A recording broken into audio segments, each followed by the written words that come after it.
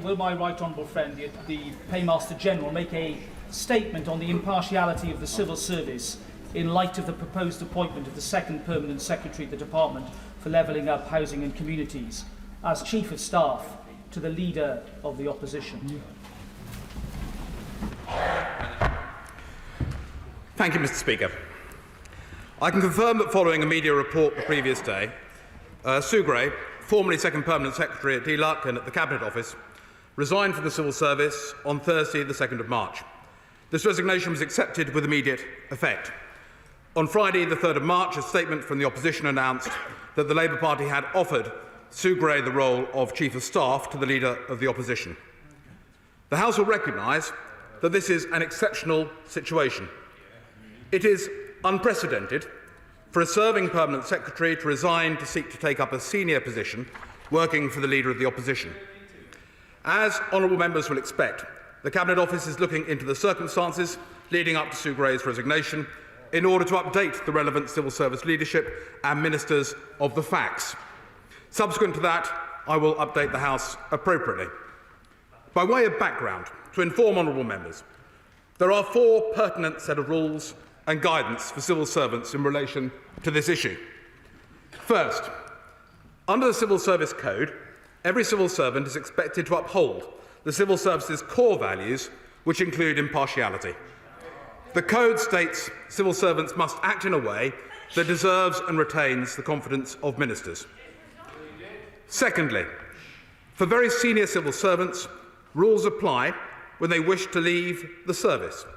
Permanent secretaries are subject to the business appointments process, which for most senior leavers is administered by ACOBA, the Advisory Committee on Business Appointments. They provide advice to the Prime Minister, who is the ultimate decision-maker in cases of the most senior civil servants. Once the Prime Minister has agreed the conditions and the appointment is taken up, ACOBA publishes the letter to the applicant on their website. The business appointment rules form part of civil servants' contracts of employment. The rules state that approval must be obtained prior to a job offer being announced. The Cabinet Office has not, as yet, been informed that the relevant notification to ACOBA has been made. Thirdly, civil servants must follow guidance on the declaration and management of outside interests. They are required on an ongoing basis to declare and manage any outside interests which may give rise to an actual or perceived conflict of interest. Finally, the Directory of Civil Service Guidance states the contact between senior civil servants and leading members of opposition parties should be cleared with ministers. Having set out the relevant rules, Mr. Speaker, let me finish by saying that, regardless of the details of the specific situation, I understand why members of this House and eminent commentators outside have raised concerns. The impartiality and perceived impartiality of the civil service is constitutionally vital to the conduct of the government, and I'm certain all senior civil servants are acutely aware of the importance of it being maintained. Ministers must be able to speak to their officials from a position of absolute trust, and so it is the responsibility of everyone in this House to preserve and support the impartiality of the civil service. Mr. Speaker, to echo my right honourable friend's comments, many of us are indeed surprised and, frankly, deeply disappointed about the particular circumstances that have emerged. This is not about the character or quality of Sue Gray. Having had the pleasure of working with her over a number of years, I can testify, along with many others, to those qualities. This is, as my right honourable friend has said, about an issue of fundamental trust that has to exist between impartial civil servants up to the highest level, and here we are dealing with a permanent secretary, Mr. Speaker, and the ministers whom they serve. That has been the position since at least the Northcote-Trevelyan report of the mid-19th century, and must be the position in future, particularly if the party opposite is serious about wishing to achieve power. And if this government isn't prepared to defend that impartiality, then the activities of the Leader of the Opposition might suggest that he is not prepared to defend that impartiality. I'm grateful to my right honourable friend for clarifying the position with the application to Aqaba. Will he confirm that this appointment, if indeed it is to be taken up, cannot be taken up until it is formally approved following advice from that committee? And secondly, is it correct that the prevailing Aqaba advice for civil servants has a potential waiting period of between 3 months and indeed up to 2 years? Thirdly, will a lobbying prohibition be imposed in this case? And finally, will a restriction on the passage of official information to the party opposite be imposed in this instance? I say again, Mr Deputy Speaker, trust and impartiality are vital if this system of government is to work. I would hope that in this case those issues will be defended. I thank my right honourable learned friend. I share his disappointment, and whatever the merits of the individual, I would stress that it is critical that we all on both sides of the House do all we can to support the impartiality of the civil service. He asked 3 points in particular. Whether there's a 3-month to a 2-year period, he is right. There's also the ability Aqaba can recommend that no such appointment will be appropriate. It can go further. But there's a standard 3-month waiting period in the contracts of employment for permanent secretaries. Aqaba generally goes up to 2 years, but it can go further. There is a lifetime requirement on all civil servants, which I know they take hugely seriously, of respecting the confidentiality of the work that they do. It is right that that is in place. And lastly, Aqaba is an advisory position. I've not been impressed by the Labour Party over this saga. I trust that the Labour Party would indeed follow recommendations from Aqaba, or unless they're going to cast even more doubt on their credibility. Shadow Leader of the Labour Party, Angela Rayner. Thank you, Mr Speaker. And I'd also like to thank members opposite for asking why a senior civil servant, famed for their integrity and dedication to public service, decided to join the party with a real plan for Britain, rather than, Mr Speaker, a tired-out, washed-up, sleaze-addicted Tory government. This is the exceptional circumstances that the Minister spoke about. A party so self-obsessed that they are using parliamentary time to indulge in the conspiracy theories of the former Prime Minister and his gang. What will they ask for next? A Westminster Hall debate on the moon landings, the bill of dredging the Loch Ness, or a public inquiry into whether the Earth is flat? The biggest threat to the impartiality of the civil service is the party opposite and their decade of debasing and demeaning public standards in public life. And they talk about trust, Mr Speaker. This debate says more about the delusions of the modern Conservative Party than it does about anything else. And after this question, Mr Speaker, I'll go back to my office to help people struggling with the cost of living crisis, getting an NHS dentist or... Order! Order! Order! I don't think that was a wise idea to carry on when I'm stood up. Thank you. Can I just say, I expect everybody to be heard quietly, because I want to hear what's being said. It's too important not for me to hear. And when you keep chunnering on, I cannot hear. So I want the same respect to everyone who wishes to speak. Angela Rayner. Thank you, Mr Speaker. As I was saying, after this question, I'll go back to my office to help people struggling with the cost of living, getting an NHS dentist and paying their energy bills, all of which is a result of 13 years of this failed Conservative administration. While they play games, Mr Speaker, we're getting on with tackling the real issues facing the country. When will they do the same?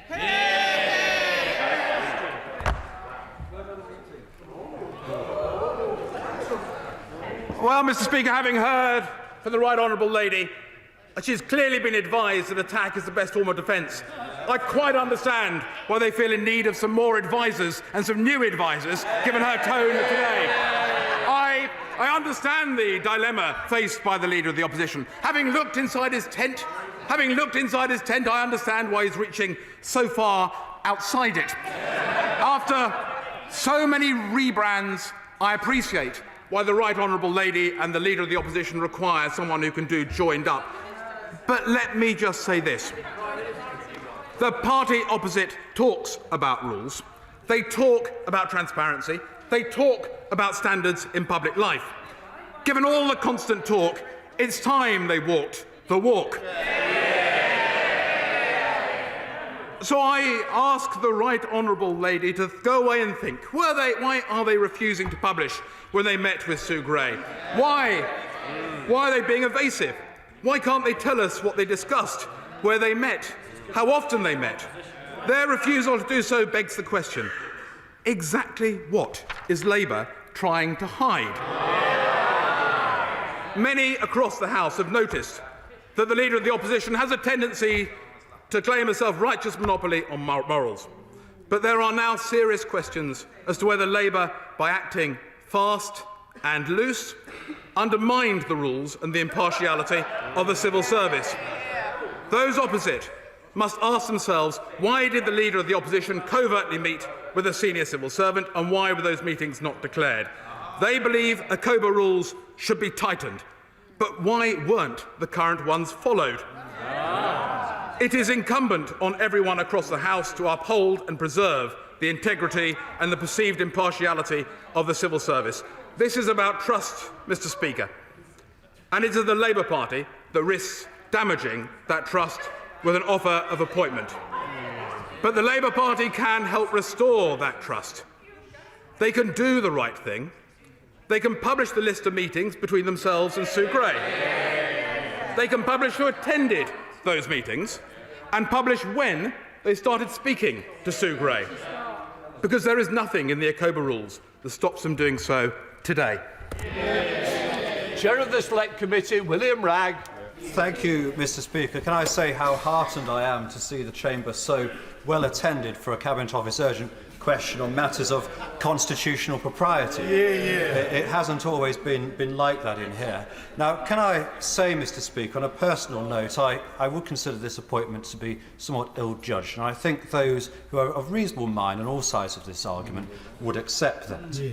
But can I ask my right honourable friend if he shares my confidence in our noble friend Lord Pickles and his committee, the Advisory Committee on Business Appointments, to discharge its functions correctly?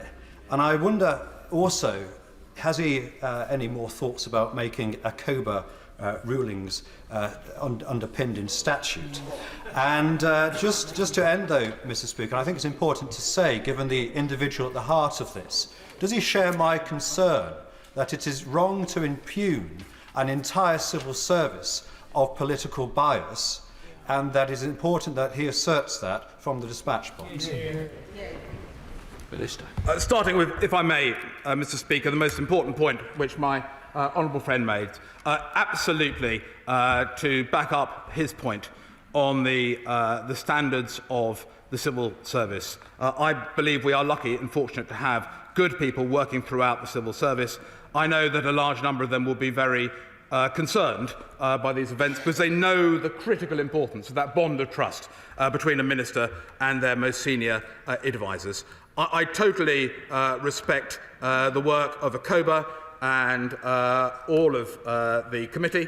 I know that they will consider their processes, they will go through this thoroughly, and the Prime Minister will in due course receive their advice.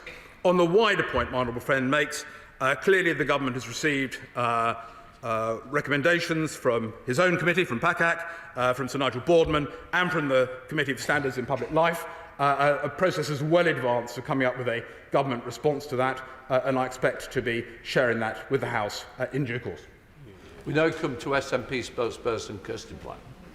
Thank you very much, Mr. Speaker. I'm glad to hear the Minister talking about the hard work that the civil service do and being clear in agreeing with his colleague that the Ministers and Secretaries of State would be nowhere were it not for the constant hard work of the impartial civil servants, and it's very important that the Minister talks to his backbench colleagues and ensures that in making statements about individuals they are not tarring the entire civil service with some of the allegations that they are bringing forward.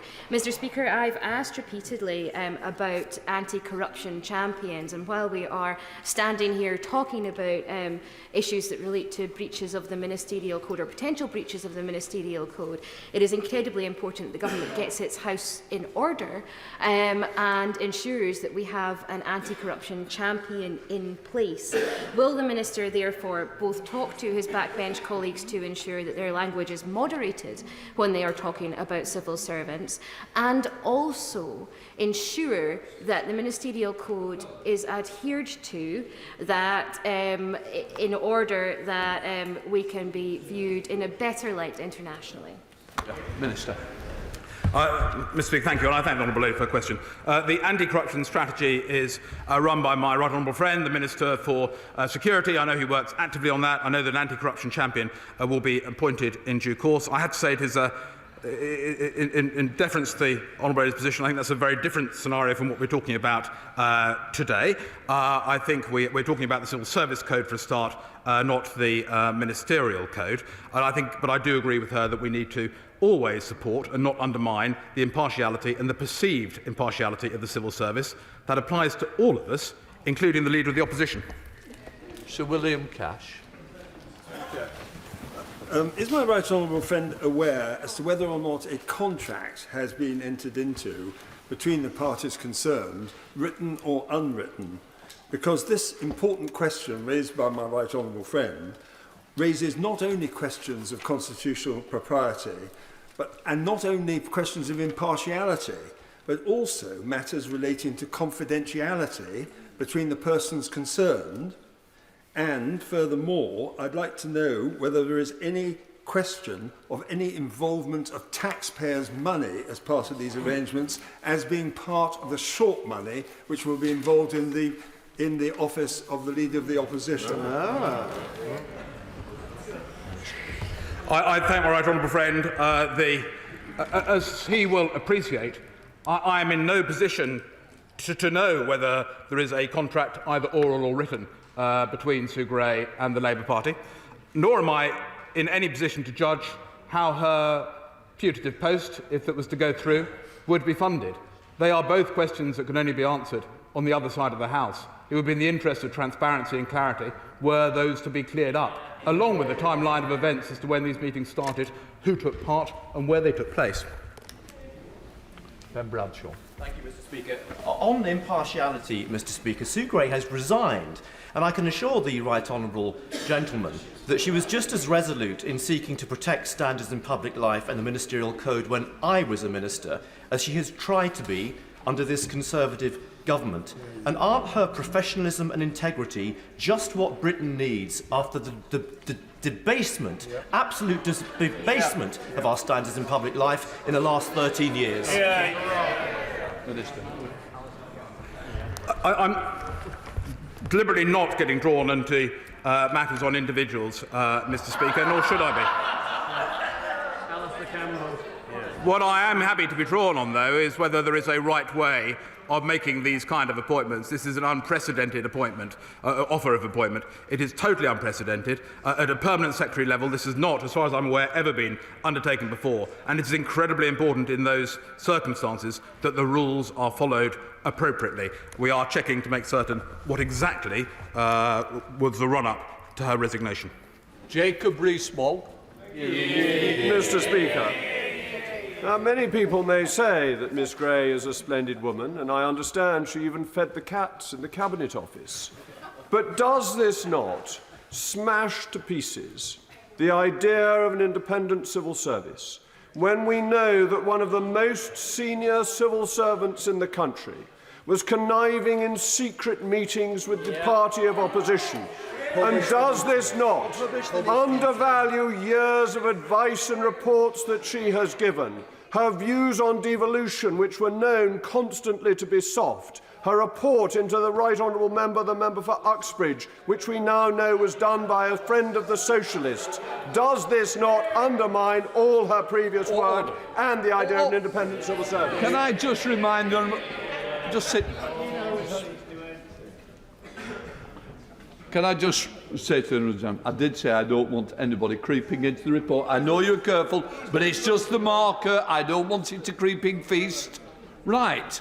Let us move on to the Minister to reply. Thank you, Mr. Speaker. I will... 2 points to make to my right honourable friend. The first is we need to make certain this does not damage the impartiality or the perceptions of impartiality of the civil service as a whole. My right honourable friend would, I'm sure, agree that that is incredibly important, and we need to ensure that that's retained.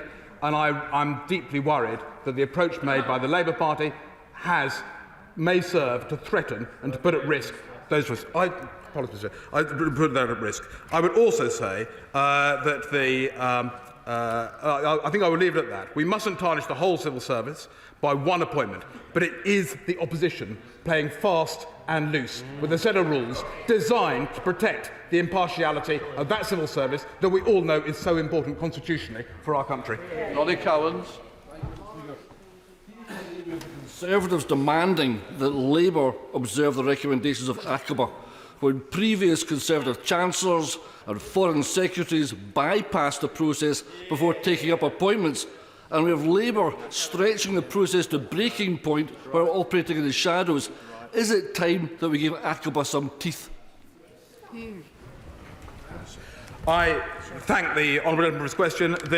My right honourable friend, the Prime Minister, is considering proposals made by PACAC, by the Committee of Standards in Public Life, and by Sir Nigel Boardman about how we could improve the business appointments process. I think there is a lot of sympathy that we should be looking at those rules, and we will be reporting to the House on how they could be amended or improved. I do think it's an irony, though, that the opposition has consistently called for those rules to be tightened, but they don't seem to be quite aware of what the rules are, or may not be fully aware of what the rules are today.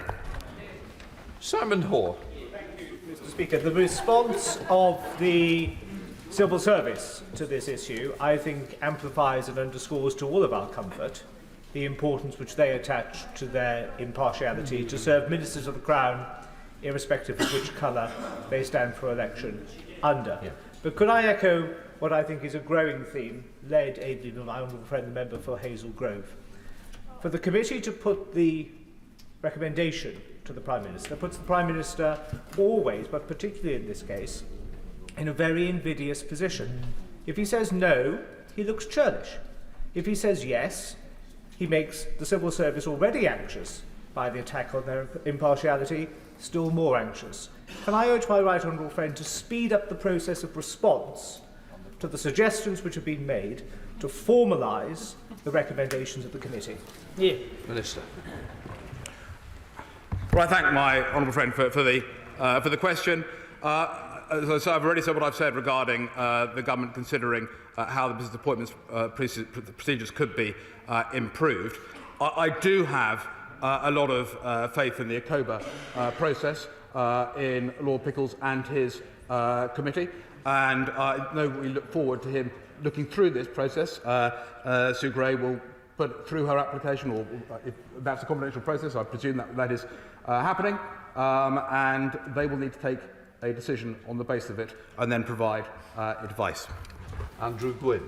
Thank you. The faux outrage and wild conspiracies from the party opposite are kidding nobody. Can I remind the Minister of the words of a predecessor of his as Cabinet Office Minister, the noble Lord Maud, who said that he'd worked with Sue Gray for 5 years and, I quote, Mr. Speaker, never had the slightest reason to question either her integrity or her political impartiality, and went on to add that the Leader of the Opposition is, and I quote, fortunate to have secured her services. He's right, isn't he? Minister. Well, I'm delighted. The honourable gentleman obviously knows faux outrage when he sees it. He's got a long experience of it in the mirror. I'm grateful for reminding me of the words of my predecessor as MCO and indeed as Member of Parliament for Horsham. I mean, I too have had I too have worked with Sue Gray. I've admired her advice and I have had no reason to question her integrity. That doesn't mean, however, that this has been the way we should conduct these kind of circumstances. I think I'm very disappointed, or I am very disappointed, in the actions of the Labour Party. I'm very disappointed in how this has come through, and I think there are real concerns about the impact that may have on the perceptions of impartiality more broadly. Sir John Whittingdale. My right friend aware that I, like many members here, was advised by Sue Gray on my appointment as a minister on the steps that I needed to take in order to avoid any perception of potential conflict of interest. And does he therefore understand why her appointment has caused such anger right across the civil service, as it undermines that very principle of the perception of conflict? Minister. I do. My right honourable friend is right to draw upon the fact that many senior civil servants are troubled by this. They know the vital importance of the bond of trust between ministers and civil servants, and anything that might serve to undermine it is not healthy, and it's not good for the way we do business. Mr. Speaker, you, like I, have been experienced members of this House. And I understand also that very early on in your remarks you rumbled what was going on in terms of the number of requests for this to be debated this morning. Isn't it the fact that this is a shabby little manoeuvre from the shabbiest government that I've seen in 40 years? Mr. Speaker, can I just ask that rather than this being spontaneous, I was walking over here with a respected backbencher from the government side who said, I'm not going over. They've been trying to get everyone here this morning. The whips are on a 5-line whip. And the suggestion, Mr. Speaker, they don't like it, the suggestion that the civil service is up in arms is nonsense. This comes from the Prime Minister and it comes from this shabby government. Order! Just a minute. I'm not sure there was a question. In which case, we'll move on. Susan Webb. Thank you, Mr. Speaker. The whole situation surrounding this appointment is quite extraordinary, and many will say it is outrageous. Does my right honourable friend agree with me that appointing such a senior and high-profile civil servant into this post under such circumstances is questionable? And does the right honourable friend agree with me that what is of deep concern is the timing of this appointment, when she was approached, and where meetings were held? The details must be published. Minister. I believe transparency would help. In answer to my honourable friend, that it's important that processes are followed, because this is an unprecedented appointment. And in those circumstances, it is not too much to ask for the meetings to be published, who met whom, when, where, what was discussed. The points raised by my right honourable friend, the member for the honourable friend, it is absolutely right that they do go through this, and that the Labour Party publishes exactly what took place. Samuel Wilson. Mr. Speaker, the impartiality of senior civil servants has been called into question a long time ago during the Brexit debate and the events subsequent to that. But these negotiations obviously didn't take place the morning after Sue Gray resigned. They've been going on for some time, and I suppose the question for this House is, what sensitive political issues was she involved in during those negotiations? And will the Minister agree with me that no amount of bluster from the front bench will ever hide the double standards of lecturing about accountability and transparency, while at the same time not being prepared to answer a straightforward question as to when they started talking to Sue Gray? I think the honourable gentleman puts it rather well. It would be very simple, just to help put minds at rest, by publishing the data, just setting out when the meetings took place, who met whom, when and where. that will help reassure the House. It won't reassure the House completely, but at least there'll be proper transparency and some more clarity. Richard Drax. Thank you, Mr. Speaker. This is about impartiality and trust, and it saddens me to see the Deputy Leader of the Labour Party in such a senior position defending this in the way that she did. If the rules have not been followed and a lengthy period of time has not succumbed, i.e. 2 years, Sue Gray has had access to highly confidential and very personal information. She is in a very powerful position to use this, not just with anyone, but with the opposition party and with the general election looming. The honourable gentleman is correct. My honourable friend is correct that there is clearly Sue Gray has access to a lot of information. That does not mean that she would put the information to ill use. But the ACOBA guidelines talk about sensitive information and how you can avoid the perception that you've been put into a difficult position in those circumstances. So ACOBA has obviously got a job to do. Mike Henchman. Thank you, Mr. Speaker. Which bond of trust or aspect of impartiality was broken when Sue Gray was a senior civil servant? The same Sue Gray that was praised by the government, almost the best thing since sliced bread. What's the problem? What's the issue now?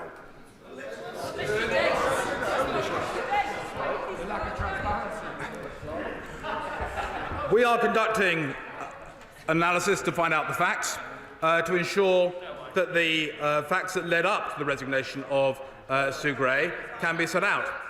It would help dispel concerns and worries and problems if the Labour Party could simply set out the facts themselves. And there is no reason why they couldn't do that today.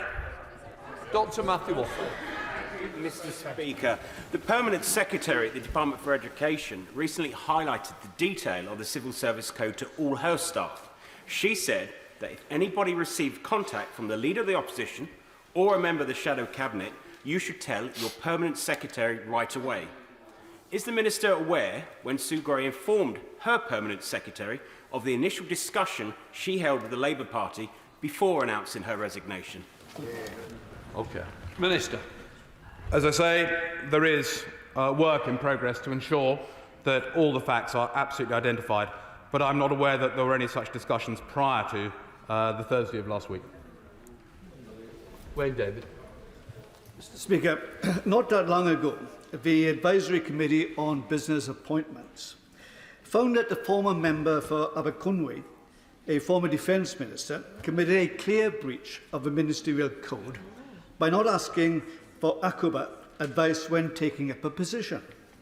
Now, can the Minister indicate and remind us what actions were taken against the former member for Aberconwy for a breach that was described at the time as totally unacceptable? What did they do? Minister. The honourable gentleman refers to a former member of this House, a former minister and a former member of the Conservative Party. I think he had the whip withdrawn at that stage. I don't know what actions ACOBA took. ACOBA is, I don't think what actions are available to them, because ACOBA is an advisory body. However, I think it beholds all of us who wish to respect the values of impartiality within the civil service and respect the rules to ensure that we follow them to the letter. Steve Bright.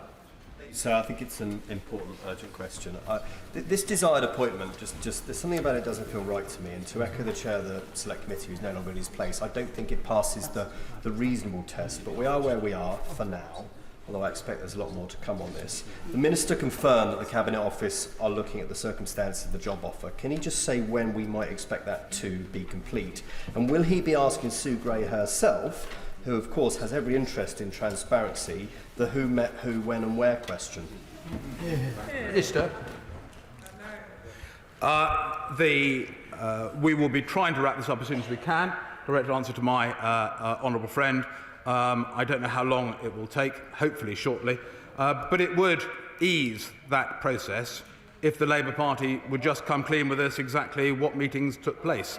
There's no reason why this should not be made public, why we should not be fully transparent, at least no reason of which I am aware. Weston. Thank you, Mr. Speaker. I don't know Sue Gray. I only know her by virtue of her reputation.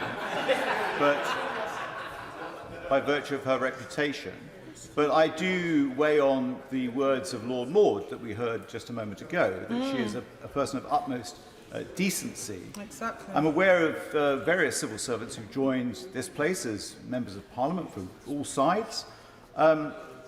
And therefore, I'm surprised, really, at the concern from the government benches, because this is a person of the utmost integrity, and given the high esteem in which she is held, why does he think the Right Honourable Member for Uxbridge never considered appointing her? Minister. As I said earlier, I'm not trying to engage in a discussion about a particular individual. I've noted what my predecessor, Lord Maud, said, and as I say, I've had personal direct experience of working with Sue Gray, and whilst doing so, I had no reason in any way to question her integrity. But this UQ is about that process. We need to understand this is an unprecedented appointment of a permanent secretary to this position. It is incredibly important when you have very senior civil servants, if they choose to leave the service, that everything is followed appropriately. That is what the analysis is undertaking. That is what we want. Those are the facts that we need to establish. It would help if the Labour Party would help us in that process. James Wilde.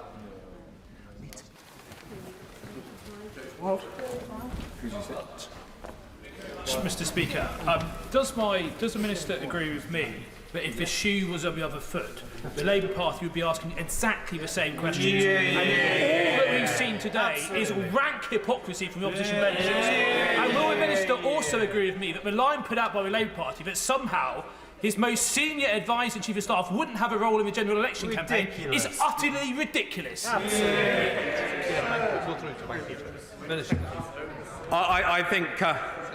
think my honourable friend makes a good point. I've done a number of urgent questions in this House. I've rarely seen the opposition benches as empty as they are today. Amy Callaghan. Thank you, Mr. Speaker. Why are this government happy to attack civil servants with this urgent question, yet are unwilling to pay them properly? Minister. To be clear, Mr. Speaker, there is no desire whatsoever or intention to attack civil servants on this side of the House. None whatsoever. What this side of the House wants to do is to ensure that we protect the impartiality of the civil service, that we protect it from any shift in the perceptions of the impartiality of the civil service, and that we hold the opposition to account to actually be a bit more transparent about their dealings. Jonathan Gullis. Thank you, Mr. Speaker. The Leader of the Opposition was best friends with the member for Islington North, and as soon as he lost the election, dumped him. He was pro a second referendum, lost the election, dumped it. Had 10 pledges to become Leader of the Opposition, dumped it. A rebrand after rebrand. This is a Labour Party with a grubby deal clearly going on behind the scenes here, Mr. Speaker. The Leader of the Opposition talks about integrity, openness and honesty. So why can't he evaluate all those three things and tell us who, where, when and why? I very much agree that, with my honourable friend, that those are questions that need to be answered. And they need to be answered by that side of the House. Alice Cunningham. Mr. Speaker, I don't know how familiar the Minister is with Matthew chapter 7 verses 3 to 5. How can you say to your brother, let me take the speck out of your eye, when all the while there's a plank in your own eye? Contrary to what the Minister said, this move is not without precedent. Sir James Sassoon, a senior civil servant on the same grade as Sue Gray, resigned in the same month that Lehman Brothers collapsed, only to join George Osborne as his economic advisor 3 weeks later, and in time became a Tory government minister. Will the Minister confirm that appointment and correct the record? Minister. I can't recall that particular appointment, I regret to tell the honourable gentleman. There are other appointments which I can think of, but none where the individual concerned had such a prominent role in government at the centre of affairs, at the centre of affairs inside the Cabinet Office, and in this case inside DLUC. I understand why people, inside this House and outside, want to ensure that processes have been correctly followed. Anthony Bagdell. Mr. Speaker, the damage has already been done. The Minister keeps on saying what impact this will have on the civil service, but it already has had an impact. And away from this, it might also be noted that Sue Gray was chairing the infected blood inquiry, in which many of us in this House have written to various ministers to see if we can get answers. What now is the state on that very needed and necessary inquiry? Minister? My honourable friend raises an excellent question. Sue Gray was actually the sponsor to the inquiry inside the Cabinet Office. I'm looking forward to meeting members of the infected and affected community tomorrow. Sue Gray had an incredibly important role in corralling that across government. We will need to fill that post. I've not been able to do so to date. It is a matter of huge priority to me. It requires an awful lot of work, and there are very, very serious stakes. James Shannon. Thank you, Mr. Speaker. Can I thank the Minister for his answers? Does the Minister accept that impartiality is not just a desirable quality, but is also an essential quality for any investigation? Does the Minister believe that the tests for impartiality were met in this case before any news of later jobs had emerged? Minister. I thank my honourable gentleman for his question. I don't want to prejudge the analysis of the facts. Clearly, ACOBA have got to do their work as well and come to a conclusion. And I'm sorry to repeat myself to the honourable gentleman, but more clarity as to what happened when really would help speed up that process. Amber Clark. Thank you, Mr. Speaker. And I confess to feeling a little sorry for the Deputy Leader of the Labour Party, because she has been sent out here today to defend the indefensible. We have rules for a reason, and as has been rightly observed across this House, Sue Gray had knowledge not only of some of the most sensitive policy-making knowledge, but also of the legitimate personal interest of ministers. And it is for those very good reasons that we should abhor this decision today. Can I agree with my right honourable friend about the importance of establishing the dates on which these meetings, which undoubtedly would have taken weeks, if not months, to take place? But also, can I ask whether he will consider amending the senior civil service contracts, as well as the civil service code, to prevent future such occurrences? Because this is something which strikes at the core of the integrity of the civil service. Minister. I thank my honourable friend. There is work being undergone at the moment, looking at our conclusions that we draw from the work done by Sir Nigel Boardman, by PACAC and by the Committee on Standards in Public Life.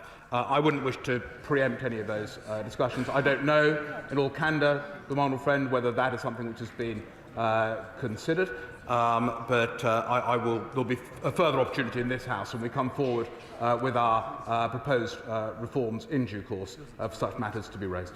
Michael Fabricant. I mean, is it not ironic that Sue Gray was the head of the Cabinet Office's proprietary and ethics team, and it is her who has put the civil service under a dark shadow, a shadow which need not have existed? And is it also not the case that this, therefore, was bad judgment by her, but also bad judgment by the Leader of the Opposition, who, when asked 10 times this morning to give more information as to when discussions began, 10 times he evaded? Minister. I thank my honourable friend. I think it may well have been a miscalculation by the Leader of the Opposition. He can do his best to rescue that by being fully open about the facts. Nigel Adams. Mr. Speaker, can I start by saying I've had worked with many fantastic civil servants in my time as a minister, and those relationships are built on trust. And I've also had a very good working relationship with Sue Gray in the Cabinet Office. But does the Minister agree with me that this appointment by the Leader of the Opposition is not only politically naive? I mean, it's hard enough for ministers not knowing which of their WhatsApp messages are going to be leaked to journalists by members of your own side. Surely this appointment now places all civil servants working with ministers in a very difficult position in terms of trust and impartiality. Minister. I thank my right honourable friend. And when he says he has a good working relationship with Sue Gray, I know he speaks for many ministers, me included, and I see other right honourable gentlemen shaking and nodding their heads in agreement with that phrase.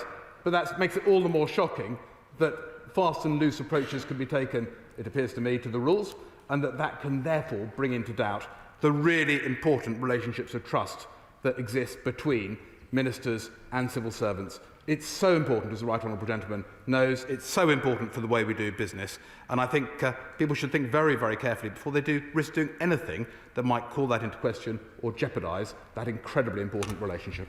Peter Bull. Thank you, Mr. Speaker. I care very deeply about this place, and we've been plunged into a constitutional crisis. Members of this House, whether they're ministers or not, need to be able to talk to senior civil servants without fear that that information is going to be used for party political purposes. It's done immense damage, Mr. Speaker, to the civil service, and I don't know if it'll be able to recover. But it's not about Sue Gray. It's about the leader of the opposition. We would not be here today if he hadn't asked her to become his Chief of Staff. Would the excellent Minister agree with me that the person to be criticised here today is the Leader of the Opposition? Minister. I concur. I fear that the Leader of the Opposition, in making this appointment, perhaps didn't realise, perhaps blundered in his approach, didn't really think through the consequences of having someone right at the heart of government being invited to take up a position in the heart of the Labour Party, shifting from an incredibly important, as my honourable friend mentioned, very important work ongoing, to then working in a more party political guise. That obviously has implications. Lee Anderson. Thank you, Mr. Speaker. Now then, this latest grubby scandal from the Labour Party has cast a dark stain on democracy. So, does my right honourable friend agree with me that the Leader of the Opposition should come out of hiding, come clean and publish the details of the meetings? Minister. I do think that would help. There are ways that it's not it is far from beyond, and I've been pondering the question asked by my right honourable friend earlier. I've been pondering the efficacy of people moving from the civil service into parliamentary roles. So clearly that can't be deemed an impossibility. There are roles, many of us have actually benefited from time in the civil service before then taking on political roles. But there are ways of doing this, and that is what's so important. And I think it would be really helpful if the Labour Party could just transparently set out exactly what took place. Marcus Fish. Thank you, Mr. Speaker. The House and the country should know that on the 7th of September 2019, I witnessed Sue Gray, who was then Permanent Secretary for the Department of Finance in Northern Ireland, discuss with the Special Advisor to the UK Cabinet Office how to exclude solutions other than high alignment with EU law and regulation from consideration by the government in respect of Northern Ireland, as under the withdrawal agreement.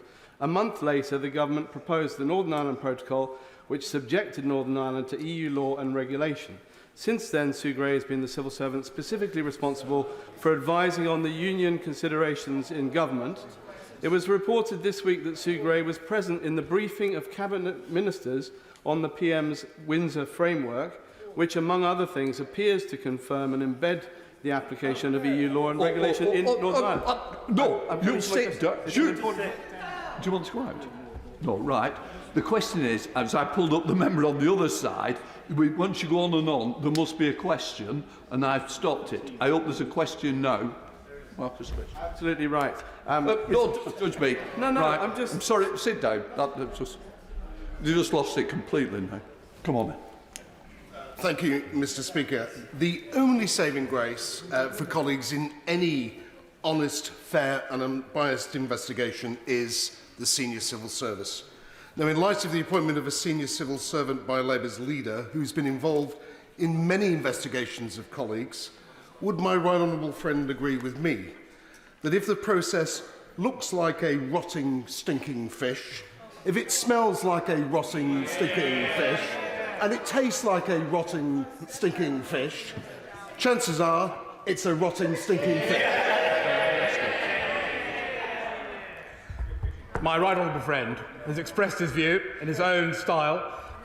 He will know me in my style to say I'm going to await the conclusions that come out of the factual inquiry that we're going through now. But he has made his point, as ever. Mr. Speaker, when I was a Minister at the Department for Levelling Up, I will have had several conversations with Sue Gray on the basis of confidentiality and impartiality. I'm slightly unnerved to feel that she may have simultaneously been having discussions with the Leader of the Opposition. So I ask the Minister, is he able to tell us when the Secretary of State, the Right Honourable Member for Surrey Heath, became aware of the negotiations between Sue Gray and the Leader of the Opposition? Minister. The honourable gentleman refers to conversations he was having with Sue Gray, and the honourable gentleman says that he's not aware whether Sue Gray was having conversations with others at the same time. Look, I'm not aware of any body in government being informed before last Thursday of those discussions, but it could be easily cleared up if the Labour Party was just to publish the timeline this afternoon. Craig McKinley. I believe in the integrity and the diligence and the value of our most unique civil service. All civil servants, as everybody else, has got a right to a political view, and they can exercise that privately at the ballot box. I do want to put on record, Mr. Speaker, that I rigorously have defended Sue Gray as she did her work on Partygate last year. But in this case, what is important is the job they've left, the time in between, and then the job they then subsequently take up. I don't need to make the House aware that the events of last year aren't just dust that's settled, they're hanging thick in the air still. I'm asking on behalf of the... No, you don't finish. You're finished now. When I stand up means you sit down. And I hate to say we've both been here a long time. We should know the rules of the House. Now, can we just have the question without going to the areas I ask people not to venture into? Yes, thank you, Mr. Speaker. My apologies. I'm asking a question of the Minister from the men and women on the normal Clapham omnibus. Does this smell right? OK, that's Minister. I thank the honourable gentleman. Very succinct, and I would recommend to the my honourable friend, we do need to get the facts out. We do need to know exactly what took place. We are doing that work. It would help if the Labour Party assisted us in that process. Scott Benson. Mr. Speaker, the Civil Service Code states that officials must retain the confidence of ministers as to their political impartiality. Now that Sue Gray, with knowledge of the most sensitive details of government ministers, has agreed to work in a political capacity for the Leader of the Labour Party, how can the government ensure that other ministers are protected from political stitch-ups? Minister. Mr. Speaker, I'm grateful to my honourable friend. I will. There are rules in place. As I've already said, there is a means by which civil servants who choose to leave the world of the civil service and even take on political roles can do it. It's just really important that we know, and ministers know, that the rules are going to be followed in those circumstances. And we need to know that they have in this. That is why we're looking as to what took place, and the Labour Party could help us. Marco Longhi. Thank you, Madam Deputy Speaker. The Labour Party has offered Sue Gray the role of Chief of Staff to the Leader of the Opposition. This statement was issued by the Labour Party on Thursday, the 2nd of March 2023.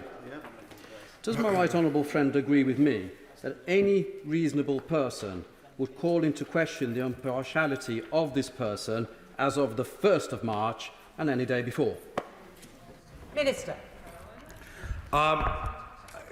It's a fair question raised by my honourable friend, but it is one which we need to explore, given the questions that we are now asking about the timeline towards the resignation of Sue Gray. And as I've said repeatedly in this place, why the Labour Party can't just tell us when the first meeting took place, how long those meetings took place for. It might have been a very short period of time, it might have been a much longer period of time, but I think we'd all be reassured to know. They could tell us this afternoon. Brendan Clark-Smith. Madam Deputy Speaker, regarding the timing of the approach, the Leader of the Opposition failed around 10 times this morning on LBC to answer the actual question. And listeners will be questioning whether Mr Rules missed the rules. And I also note in today's Daily Telegraph there was a piece from the constitutional expert Sir Vernon Bogdanor, and I quote, "The issue is important since if the approach was made before publication, the hope of future employment might, even if only subconsciously, have influenced its content. So it would not be possible to longer regard Sue Gray as an impartial investigator." Does the Minister agree with me that perceptions matter? Yay. Minister. Madam Deputy Speaker, I thank the honourable gentleman for his question. Look, I also read the article by Sir Vernon Bogdanor. He raised interesting questions. It is why we're taking this so seriously, and it is why we are exploring and want to get to the facts. Leah Nietzsche. Thank you. Not only impartiality is important, but also honesty. And seeing as though the Leader of the Opposition seemed a little foggy somewhat to know about dates today, it seems that perhaps the dates are being scribbled on the back of a fag packet as we speak. Can, if any dates are actually declared to the Minister, could we actually trust that they were accurate? Slippery the truth. Minister. Well, I understand that the Leader of the Opposition may be short of a Chief of Staff at the moment, but I'm sure he's got someone who keeps an eye on his diary. I'm sure there is someone who could inform this House what the dates were when the meetings took place, where they took place, and what was discussed with whom. It's not too much to ask, and it would help clear up, and it would save the Leader of the Opposition from embarrassment about being asked these things repeated occasions and not being able to be clear.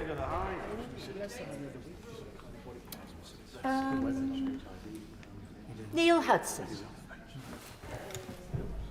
Where's he? Robbie Moore.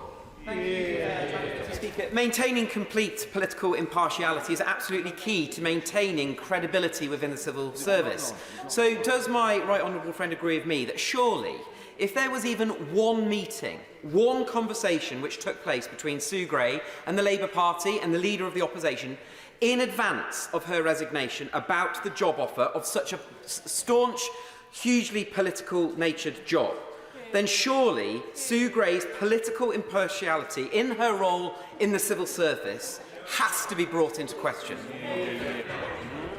Minister. I thank my honourable friend, Madam Deputy Speaker. I set out in my response to this UQ the rules, and they are in there in Hansard. People can read through them. There are protections in the rules to try and ensure that impartiality, perceived impartiality, is not jeopardised. We will explore exactly what happened in these circumstances. Tom Randall. Speaker, in the debate on standards in public life in June last year, the honourable member for Brighton Kent Town asked the Deputy Leader of the Labour Party to complain that Sue Gray had been asked to attend before the Public Administration and Constitutional Affairs Committee, but had been refused several times, to which the Deputy Leader of the Labour Party replied that she absolutely agreed with the complaint and that it shows that the Prime Minister had no regard for transparency. In that regard, does my honourable friend agree that the Deputy Leader of the Labour Party should live up to the own standards which she was extolling then and be transparent with all the facts? Minister. The Right Honourable Lady says we should follow the process, and I agree with the Right Honourable Lady. It's always important to follow the correct processes, and I'm sure when the Labour Party reveal all the data, as I'm sure they shall, we will then be able to see whether the processes were followed. Aaron Bell. Thank you, Madam Deputy Speaker. In his response to the Sue Gray report on the 25th of May last year, the Leader of the Opposition said, "I have been clear what leadership looks like. I have not broken any rules." If he didn't consult a COBA before announcing this this appointment, has he still not broken any rules? I think I will conduct the analysis first, and then I'll be better informed as to exactly what took place. But this could, as I say, be cleared up by the Labour Party quite swiftly. Mark Jenkinson. Thank you, Madam Deputy Speaker. A woman of integrity and a self-proclaimed Mr. Rules. Does my right honourable friend agree with me that in refusing to publish the timeline of the meetings, they've trashed both of those reputations? Minister. Madam Deputy Speaker, I think that's the case, sadly. I think it is, but it could easily be changed by simple publication. Alexander Stafford. Very much indeed, Madam Speaker. I've already been contacted by the hard-working civil servants who work in my Job Centre Plus in Maltby and Dillington, who are horrified to hear on LBC radio this morning the Leader of the Opposition refused to say 10 times when he was contacted first by Sue Gray in connection with a political job. Does the Minister agree with me that if any contact took place between the Leader of the Opposition or the Leader of the Opposition or any members of the Labour Party, it calls into question not only how current work and previous work is done, but in fact the impartiality, unfortunately, of the whole civil service, and we need to have the dates now of the meetings. Minister. Well, I respect the work done in my honourable friend's constituency by those hard-working civil servants, and right the way across the civil service there is an absolute desire that they retain their reputation for impartiality, which they all live in their daily work, and that is how they work, and they're determined to work for ministers with a relationship of trust. That's incredibly important. There's not much we're asking of the Labour Party, just to produce that schedule of dates, the timeline, so that we can start to put this, hopefully, behind us with greater transparency. Paul Bristow. Thank you, Madam Deputy Speaker. Does the Minister share my concern that this appointment severely weakens trust in our senior civil service, and the light that is inevitably now being shone on Sue Gray and her decisions by the media, such as the appointment of an advisor who would advised all his Twitter followers to join the Labour Party?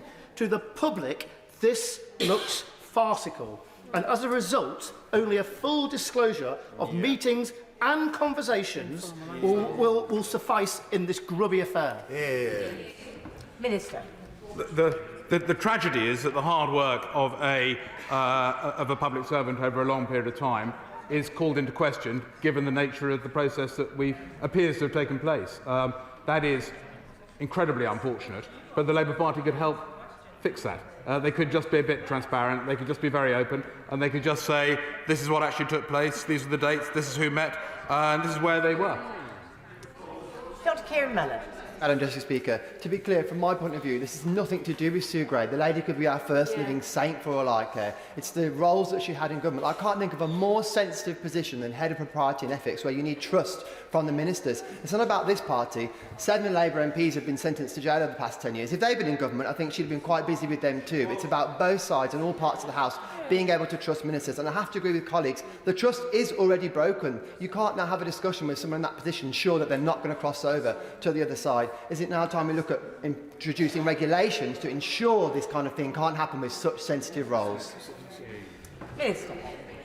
Madam Deputy Speaker, I think my honourable friend, if it's closing the session, I think I'll close on a note of saying it's not about necessarily Sue Gray and her actions. As I say, she is a public servant who has, for many decades, worked hard at the heart of government.